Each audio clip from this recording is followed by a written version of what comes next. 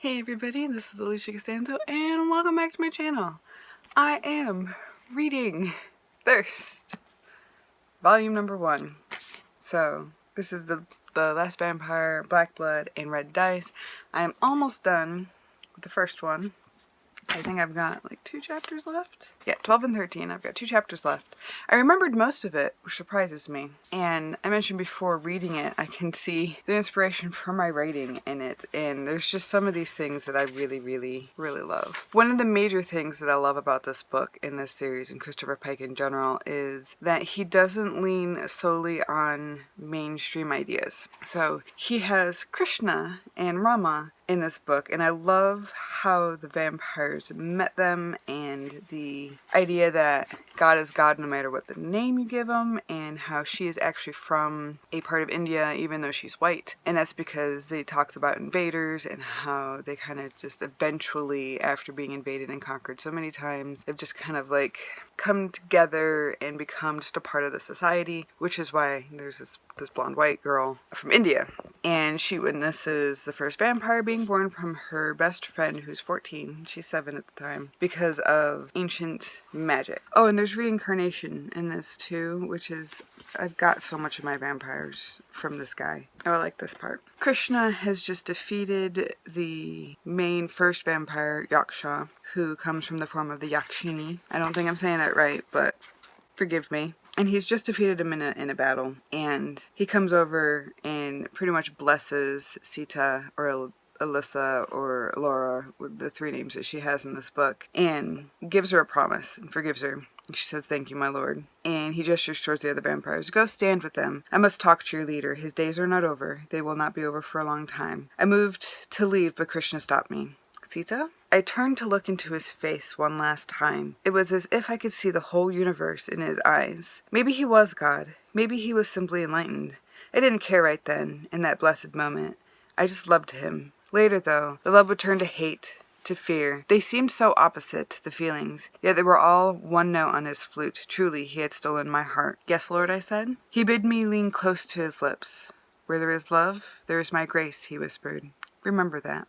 It is just that kind of shit I like, and it's just so small, but the foreshadowing in it and the way that culture is infused in it, and there's, like, he plays his flute and it hits all of the chakras. Oh my god, I just love this so much. Anyways, there's a lot of Indian culture and religion in this, which I like a lot, because that's my geek button, is the vampire culture relations and how culture and religion has affected different myths of vampires and creatures and stuff like that. So I'm really excited. I don't know what I'm going to mimic yet, and it's Friday, so I should really figure this out. But I just want to share that with you guys. I'm still enjoying it, even though I remember most of it. I don't remember as much of the later books. I still have pieces of them in my head. I remember, yeah, some of it. But I don't remember them as much as book 1, because I've read book 1 multiple times for a project that I wrote about and published and presented on. So, yeah, because you can write and publish about vampires and publish stories about vampires at the same time. It's academically. I academically published something and presented something about vampires and teaching vampires. Anyways, I just wanted to give you an update real quick on where I am with that. I am trying to work on my emulation. I thought about making a fanfic with her. I don't know yet. We'll see. I don't know. Okay, I'm babbling. I'm gonna go.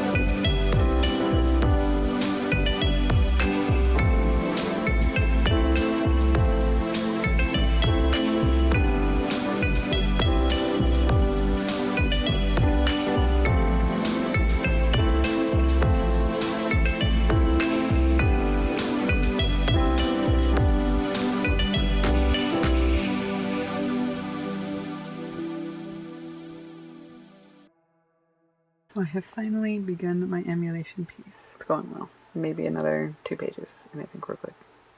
They need to have sex to put the wolf at bay. And she's like, no, I can't do this. I haven't had sex in years. And she explains because she's a familiar. Every time she has sex, her magic is a bridge to a demon dimension, and then a demon passes through, and she doesn't know how to control it. And he's like, I can help you control it.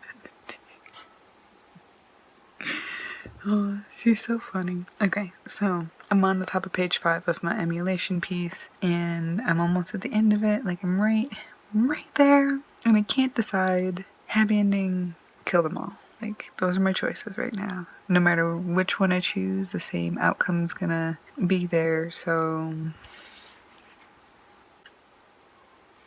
yeah, I don't know what to do.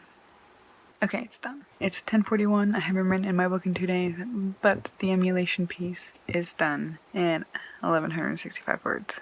So I think I might either read the whole thing or most of it to you tomorrow. It will definitely be up on my blog, and yeah, I think I did Christopher Pike justice. I hope I did. Funny thing is I didn't actually have to create too much violence. It was all like this boistering talk and threats of violence. I mean, people are dead. It's just like off-screen death.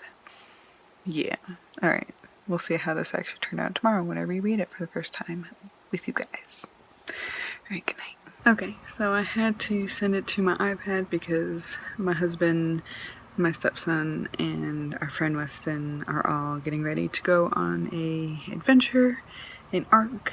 They've been preparing for this for weeks, so they're doing that in there, which means they're loud because they both face my office. So I'm gonna read this in here. I'm gonna put the edit button on because I've been noticing a few little like tense things from a first draft. So you have to watch out for the cursed ones. They have nothing left to lose. Whoever wrote this along the entrance to my cavern was correct. Whatever they were doing down here had likely gotten them killed. It truly wasn't safe to cross a cursed one, to cross me. I passed the porthole to the wide pipe. I had to duck as I walked. Taller than most of the others, but still stooped as our kind become. Water trickled under my boots, echoing with the beat of my footsteps. Let the others know I was coming, although I liked to see them scramble when I arrived. The cursed. Demons, goblins, vampires, monsters. Many have different names for us. Some believe we work for Satan. Most don't believe in us at all. What we truly are, however, are lost beings that suffer between life and death. We have lost everything but our awareness and pain, and we work under death's unrelenting rule. We capture difficult souls who evade change and renewal, the very thing we are continuously denied. It makes us bitter. The pipe opened up to a cavern in an unused but damp section of the sewers. 12 of us spanned the circular space, like the hours of a clock. Time stops when we meet in the center. I put my weapons on the rack under number 12, the last but strongest of us all. I spelled that wrong. Other than death. Sometimes I wonder. We see him less often. He hasn't shown in the last 6 years, not 4 years before that, 3 before that. Souls on our list have become more regular and harder to capture, but they all fell in the end. I hung my armor, cobbled together with broken pieces of my dead soul. That's right. We truly had nothing left to lose. Each time we were slayed in a capture, we were rearticulated, but that shard remained behind. I'd learned from the others to keep it and hammer it out to protect me. I'd also learned that I felt less with each piece I added to my armor. I learned not to lose them. A brush... Hi. I got this little thing right here. Yeah. A brush flaked the blood from my hair and skin. The soft bristles kept the need for a shower down. I didn't sweat. I rarely bled. I incinerated troublesome souls, some of them in creative ways. Energy crackled in our cavern, and a name vibrated between the stone walls. 3. I don't have a name. I haven't picked one out for him, so. Death's newest name. Who had more power than death? Enough power to call for his end. Each of us turned to note the name, and I took off the rest of my hardware. The others rustled around the room. Let them try. I'd sit and watch them scramble. Learn from their mistakes. Save my own soul.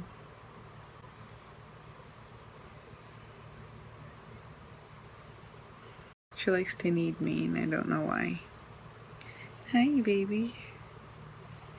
Are you being a turd nugget? Are you being a turd nugget? Hi, turd.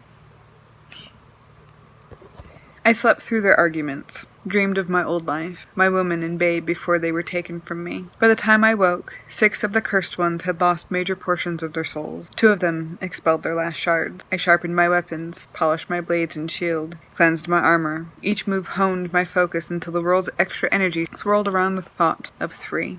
I could feel him, but something new fractured my focus in half. Another Reaper? More than one death? No wonder the success rate had been so low. No one had gotten close. What was this whole thing?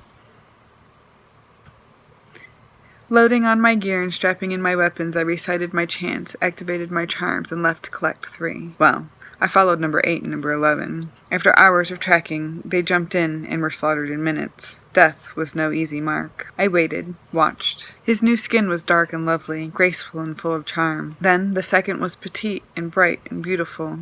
This struck me oddly. The yin-yang and OCD of death personified in a pair. Lore and fairy tales like to implant the idea of redemption in love, and a soulmate. The more I watched, the more I was resigned to inaction. Could a Reaper earn redemption? And if so, how did I get it? 3 caught me trailing, the petite one tilting her head to the side and blowing her kiss. Number 2 and number 5 came and were slayed. Number 2 didn't come back. Then number 8 and number 10, number 3 next. Until it was just me and 3. I know where I'm going with this, and so that doesn't make sense. He passed me on the street as I sipped a lavender latte before she sat in front of me with her own cup. My weapons couldn't be seen by humans, but her eyes followed the lines of my blades. I could pull one out before she blinked, but so could she. Number 12, 3. You've been watching us a long time. I have. What have you seen? The other half waits at the corner by a magazine stand. You two seem to share a soul. Her smile should have sent warmth through my chest, but it didn't. We do, but we had to be ready for the change. You were the one he thought he lost? I don't get to know that. How? I couldn't put my actual question into words. He lost more of his soul than anyone else had. How did he reap this reward? Time allows the universe to realign. You have to pay attention to grab your opportunities. Who wants you reaped? She sighed, colorful eyes swirling behind slow blinks. Her hands spread as if to indicate everything. Well, life, of course. A muscle started twitching between my shoulder blades, driven by the duty to cut out her soul. And why shouldn't I obey? Because when you are the only one left, you will take his place. And choose who the cursed ones seek. Would Jacqueline return?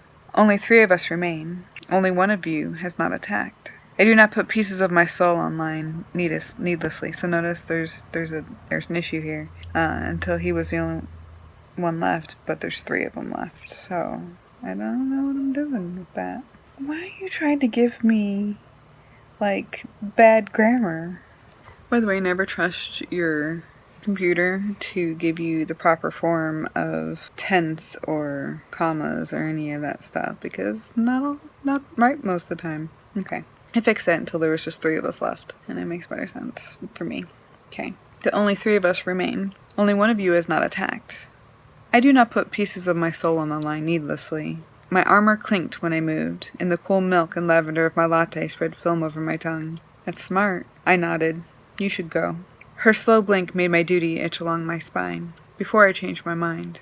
May your opportunity arise. Good luck to you both. I signaled the waitress for a fresh cup, and Death's mistress disappeared from her seat. At the end of the street, she popped into his dark arms. A fiery mane of curls bobbed into view, and a frothing cup settled before me. You're not the only one who knows, but now, you are the only one capable. Just keep that in mind. Bright green eyes twinkled at him before the waitress turned back to her job. Death dipped his head my way, and the matching pieces of his soul embraced him before they disappeared from my sight. Making a slow decision wasn't the same as making the wrong one. I still had time to change my mind. So, that got really dark in here all of a sudden. I hope that helps.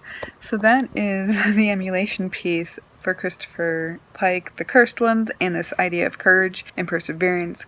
I interpreted those 2 things as the courage to not do what everybody else was doing and to make your own decisions. He's obviously defying life, but with the threat of still being able to undo this decision, because last night as I was freaking out knowing which one do I do, which one do I do, which one do I do, asking my stepson, I realized I'm emulating Christopher Pike. So what I would normally do is kill everybody, because it's just my natural inclination. Although his stuff is very violent, and I do find some kind of kinship in that violence that we write together. He also likes to give hope, but not just hope. Hope with a twinge of, just a twinge of things could fucking go wrong at any moment. So that is what my attempt was here. I think I was pretty successful, especially since I was smashing 3 of my writing challenges together. I feel good that I finally got through it. I'm only halfway through the first volume of Thirst, which means I'm halfway through book 2. I finished book 1, halfway through book 2, and I still have the other half in book 3 left in this one, and then the other volume. And of course, I want to reread Christopher Pike, just for the shit of it. I want to reread all of his things. But I have book 3, or volume 3, which is different, or more, than where volume 2 ended, and then there's 2 more volumes after that, so there's 5 volumes total, and I haven't read the last 3 of them, and I really, really need to. I am reminded of how much I love him and his writing style, even if the new editor me versus the 16-year-old me that first read this series, there's things I would change. You know, buried dialogue, and there's some missing commas, there's murmuring and chuckling in dialogue tags, and telling words. He likes telling words, which is why there's so many in this one, because it's trying to mimic Alyssa's tone and her cockiness and her internal struggle with being broken and endless, which is I think why they turned out to essentially be reapers. I have a tendency to like creatures. Reapers, soul eaters, vampires, werewolves, goblins. I like darkness. The reason I like creatures so much is because we can step into the creature's mind and explore the darkness of humanity without setting one particular type of person up as this scapegoat bad individual. Like, there's humanity and then there's demons, and we don't have to really worry about who we place those demons in because they fit in so well with society you wouldn't be able to pick them out anyways. And that's how reality works. Like, the demons in our society look like the rest of us, and they span all different types of humanity, which is why combining them as a monster works so well literarily. So literarily it makes sense to create monsters out of them, make them look like us. So anyways, I'm babbling. I enjoyed this experiment. I've been talking for way too long. Yeah, and my next one is, I have a fan fiction, I have a story to outline, which is the next one I think I'm going to do, and I have a review to write. I'm considering writing my review on The Assassin's Apprentice, and I keep putting a "the" in there. There's no "the" in the title. But I feel like, because it's not my genre that I normally read, I have qualms with it that I shouldn't. That other people who like this type of thing wouldn't have qualms with. So I actually think my husband would like this book quite a bit, and I've told him so. Anyways, yeah, that's done now. So I'm going to go do it. I'm going to go work on some other writing stuff and get back into Marsh and my Cycle 7, because I haven't been doing that, because I've been doing this. Alright, let me know what you guys think of this type of experiment. Do you want to see more things like this? Oh, and a side note, Paige Reads and Writes, I'm so excited that she made a writing board game, and I can't wait to see what she does with it in her first role playing. If you have the wild hair up your butt to make a writing board game, please tag me. I would love to see you guys playing writer games. I think we need more writer games and challenges, especially since most writers, I know, me included, want to keep growing, and this is the best way to challenge my writing that I can think of. So, anyways, I'm gonna go now, for real. Alright, love you guys. See you later.